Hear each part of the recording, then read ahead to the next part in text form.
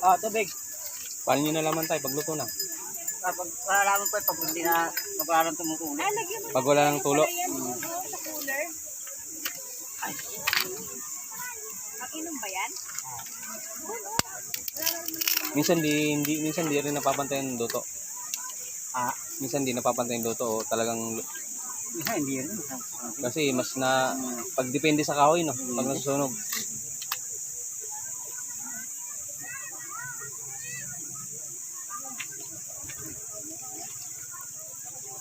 Tulad niyan.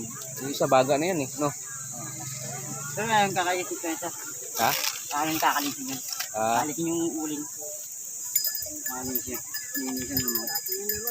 tapos biyakin lang yan mamaya pag luto na no. Bibigyan ka na naman yan. May tutong pa rin yan.